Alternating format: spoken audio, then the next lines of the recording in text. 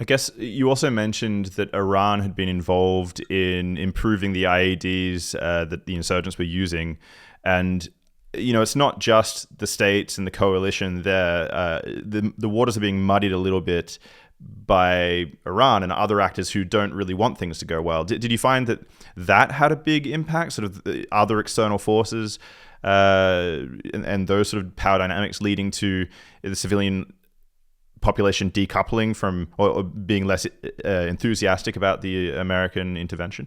Yes, absolutely. So, I mean, the biggest enemy were enemies supported, funded, trained, or whatever by some foreign actor, right? Proxy warfare. It's nothing new.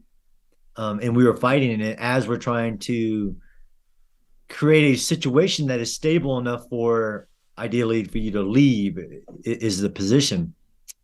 And there's a huge aspect of self-determination in all of this. In Iraq specifically, the biggest evolving threat wasn't the threat to U.S. forces. It was a threat to security, as in civil security. And those become the measures of performance and measures of effectiveness is how much violence there is.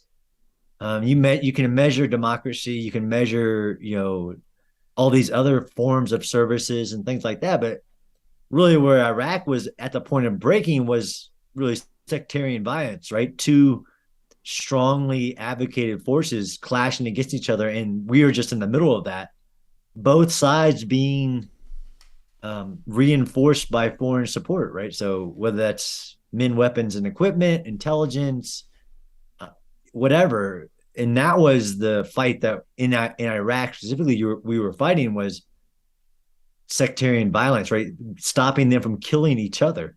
And we were just in the middle of that. So sometimes people were attacking us, but usually they're attacking each other.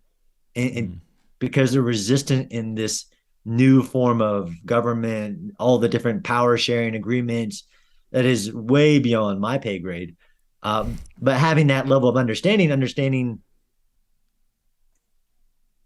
it's really hard stuff. War is not easy. War is never simple.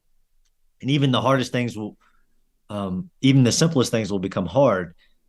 But the battles that we were fighting after both Iraq and Afghanistan, after the first few months, we're not fights against enemies. There were fights against all these different powers and different structures trying to get to what a new nation would look like.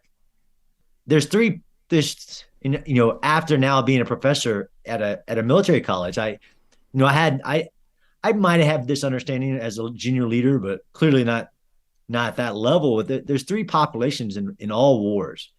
There's the militaries which are fighting. There's the politicians that sent them there to do whatever the job is they've been assigned to do. And then there's the populations that either support or do not support them. And I found that it just is an amazing model to look at wars in general, whether it was even the U.S. experiences in war. I mean, it was us fighting bad people, in some aspects, evil people. But more importantly, it was the political goals of both sides, above whether it's Iraq, Afghanistan, America, the coalitions, the political goals, and are they reasonable to be achieved?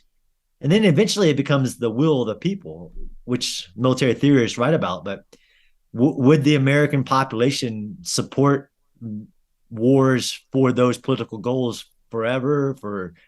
Would the populations in the places you're fighting support you being there?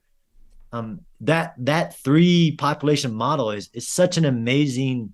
It's very old, but an amazing way to look at wars and the goals that have been given to the military. A lot of military get frustrated at what does winning look like? Did we win?